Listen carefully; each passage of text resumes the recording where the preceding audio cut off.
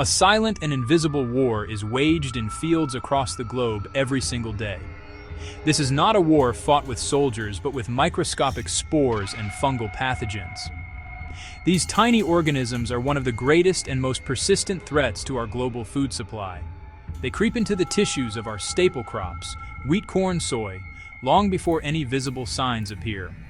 By the time a farmer spots a single yellowing leaf or a small patch of rust, the infection has often already established a deep and devastating foothold. For much of modern agricultural history, the primary strategy has been broadcast spraying.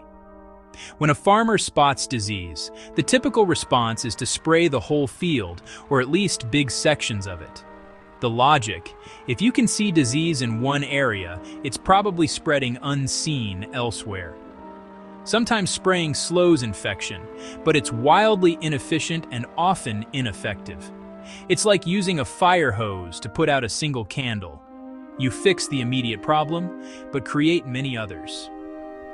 The biggest issue is waste. Studies show up to 40% of spray never reaches the target. The spray simply drifts on the wind, landing on healthy plants on bare soil or in adjacent ecosystems. Chemical runoff then reaches streams, rivers, and groundwater, harming aquatic life and upsetting fragile ecosystems. Spray on soil also damages beneficial microorganisms, creating dependency on synthetic inputs.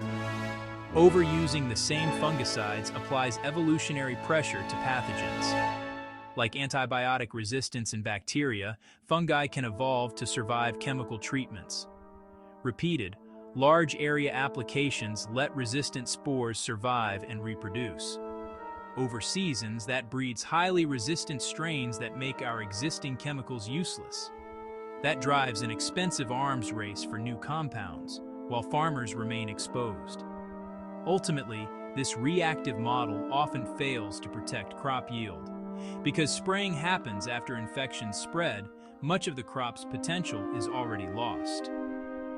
Fungicide might stop total loss, but infected plants are weaker, produce less grain or fruit, and are more vulnerable to other stressors. Farmers pay for expensive chemicals and only get a partial return. It's a losing battle fought on the back foot, economically and environmentally unsustainable. The fundamental challenge in fighting crop disease has always been a problem of vision. We have been limited by what the human eye can perceive. But what if we could see beyond the visible spectrum? What if we could detect invisible signs of stress long before a plant wilts or turns yellow? This is the promise of a new generation of sensing technology.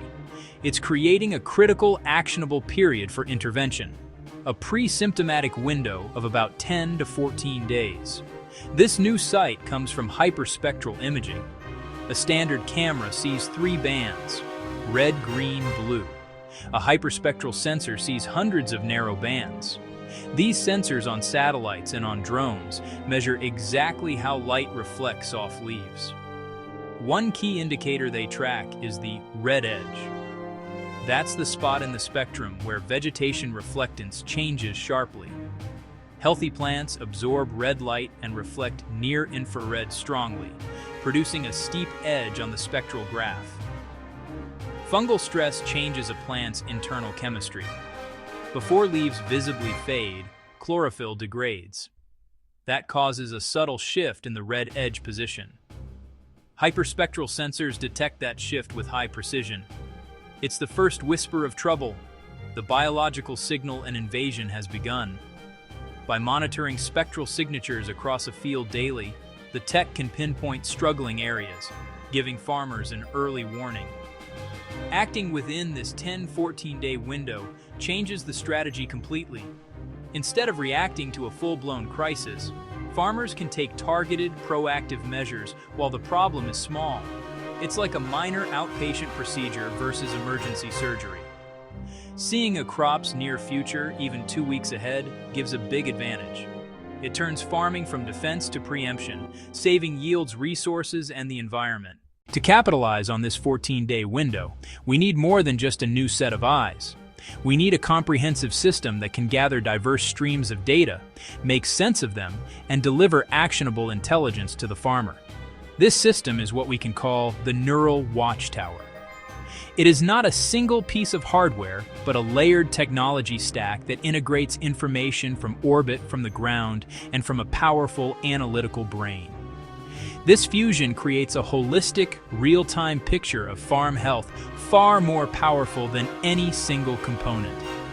The first layer, the orbiting eyes, a constellation of modern satellites with hyperspectral and multispectral imagers.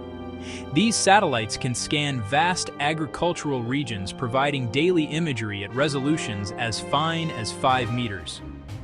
They are sentinels, watching for subtle changes in the plant's red edge and other spectral signals indicating water stress, nutrient deficiency, early-stage infection. This orbital view gives the system scale, monitoring millions of acres and flagging broad areas for inspection. The second layer provides the ground truth. This is where a network of Internet of Things devices comes into play. Farmers deploy sensors across fields, including soil probes that measure moisture temperature and pH levels in real time. Automated weather stations provide hyperlocal meteorological data tracking humidity and leaf wetness duration, key for fungal growth. Most critically, automated spore traps are deployed.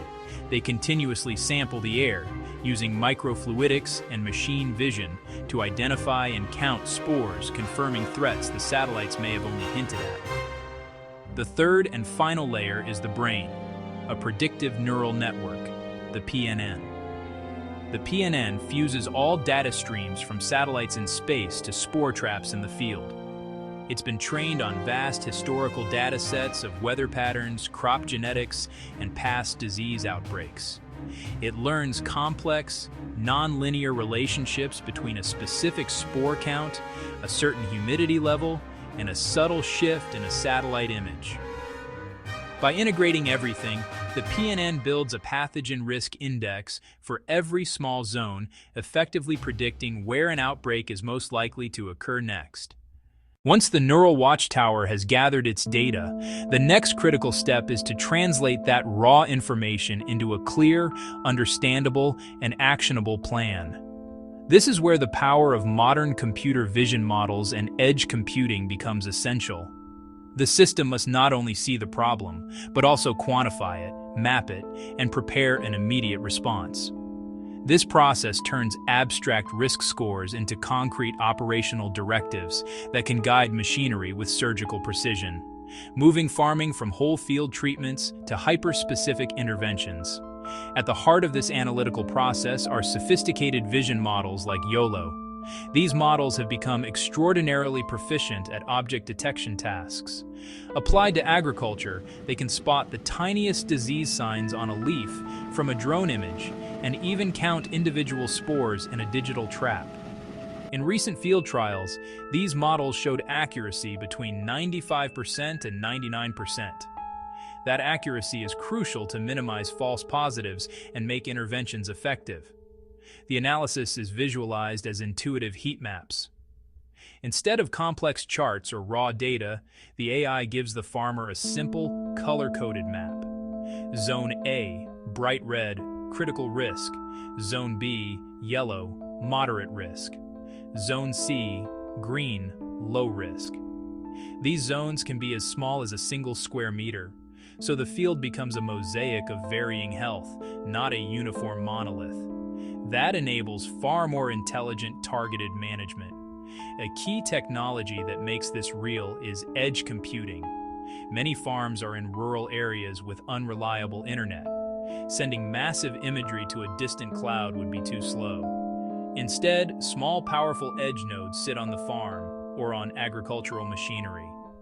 They run AI locally, analyzing on-site and only send final compact results, like the heat map or a simple alert to the cloud. This gives near-instant results and works even if the internet drops. So that's how the invisible becomes visible and actionable. The true power of this AI-driven system is realized when intelligence is seamlessly connected to action. Once the PNN identifies a high-risk hotspot, the system doesn't just send an alert to the farmer's phone. It can automatically generate and dispatch a mission to a fleet of autonomous machines. This mission handshake is where the digital insight from the AI is translated into physical work in the field. Autonomous drones, smart tractors become the system's hands carrying out the precise instructions from the predictive models with accuracy no human operator could match. They navigate using high-precision GPS and real-time kinematic positioning, providing accuracy down to the centimeter. When the AI sends a mission file, it contains exact coordinates of square meter zones that require treatment. A smart drone, a ground-based sprayer, travels directly to those specified locations. This enables a paradigm called variable rate application.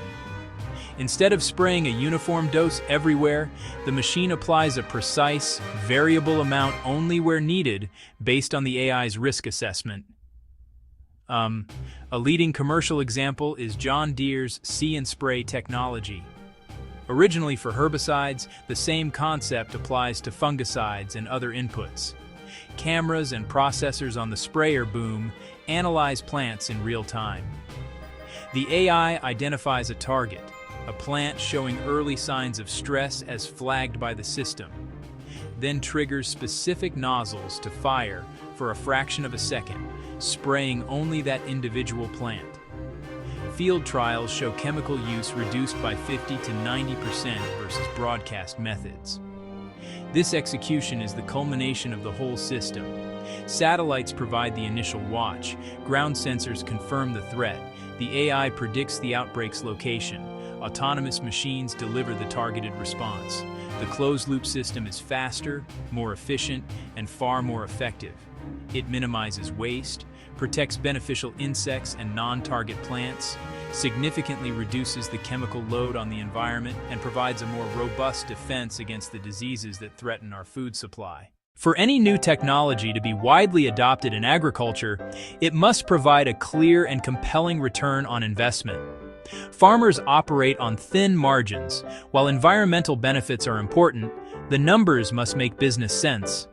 Field trials from the 2025 to 2026 growing seasons show the AI-driven approach delivers financial and operational gains.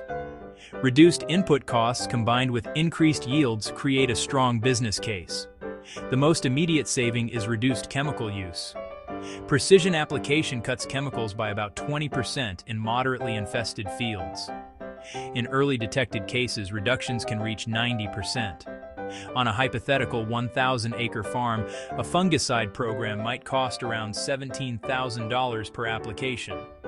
A 70% cut lowers that to about $5,100.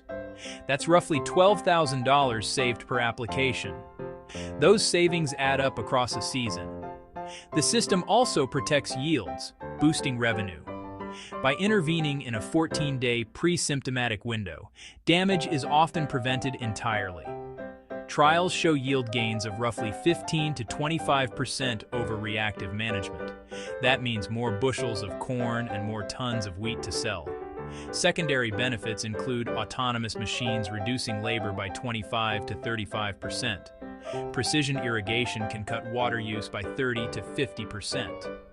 Combine lower chemical costs, higher yields, and reduced labor and water expenses. And the tech often pays for itself within just a few growing seasons, making it a sound and strategic investment for the future of the farm. As with any powerful new technology, the rise of AI in agriculture ethics, governance, and trust. For farmers to embrace these tools, they need assurance that systems are reliable, that their data is secure, and that the benefits will be distributed fairly. A key concern revolves around data sovereignty. Who owns the data from sensors and machines on a farm? Farmers rightly worry that large corporations could collect this data and then sell insights back to them, creating a new form of dependency. In response to these concerns, governments and industry bodies are beginning to establish clear rules of the road. In Europe, regulations like the proposed AI Act categorize agricultural AI systems and place stronger oversight on high-risk systems. The framework also emphasizes data ownership rights, with initiatives like the European Code of Conduct on agricultural data sharing, aiming to keep farmers in control of their data. Similarly, the United States Department of Agriculture has released an AI strategy that prioritizes secure, transparent, and ethical AI tools for the agricultural sector. Another critical component for building trust is making the AI itself less of a black box. The development of explainable AI is a crucial step in this direction. Instead of just delivering a recommendation, XAI tools are designed to show the user why a particular decision was made. For example, the system might highlight that it is recommending spraying a specific zone because spore counts are high, humidity has been elevated for 48 hours, and the satellite has detected a specific spectral anomaly.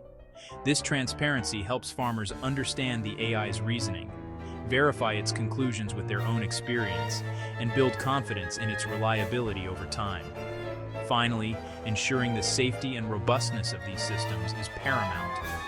Before being deployed at scale, these AI models are increasingly being tested by red teams, independent groups tasked with trying to break the system or find its failure points. They might feed it faulty data or simulate extreme weather events to see how the AI responds. This adversarial testing helps identify vulnerabilities before they can cause real-world harm. Together, clear regulations, transparent AI, and rigorous testing are creating a framework of trust that is essential for the successful and responsible integration of AI into our food systems. The ultimate impact of this technological revolution extends far beyond the bottom line of any single farm. By making agriculture more predictive, precise, and resilient, AI has the potential to enhance global food security. It can bring greater stability to a world facing increasing population pressure and climate uncertainty. The ability to systematically reduce one of the largest sources of crop loss can have profound effects on the availability and affordability of food for everyone. Urban centers, remote villages. This new era of algorithmic prevention may truly signal the beginning of the end of famine as we know it. One of the most significant global benefits will be a reduction in food price volatility. Major crop failures in key breadbasket regions often lead to dramatic price spikes on the global market. Those spikes can disproportionately harm developing nations that rely on food imports. By providing an early warning system and more effective mitigation tools, AI can help prevent these large-scale losses. Better and earlier yield forecasts, powered by the same data, can also help governments, traders, aid organizations plan more effectively, reducing the likelihood of panic buying and helping to stabilize supply chains before a crisis unfolds. Historically, advanced precision farming tools were expensive and complex, accessible only to the largest, most capitalized operations. However, the landscape in 2026 is changing rapidly. The proliferation of 5G and emerging 6G networks and the development of light AI applications are democratizing access to this technology. Simple smartphone apps like Plantix now allow a smallholder farmer in India or Africa to diagnose a disease simply by taking a photo of a leaf. More affordable satellite data services, edge computing solutions that can sync whenever a connection is available, are bringing predictive analytics to even the most remote areas. For 10,000 years, agriculture has been a gamble against weather, pests, and disease. Farmers have looked to the skies and prayed for favorable conditions. Today they still look to the skies, but now they are aided by satellites, sensors, artificial intelligence. These tools do not replace the invaluable knowledge and intuition of the farmer. They augment it. They provide a new kind of vision and a new capacity for early action.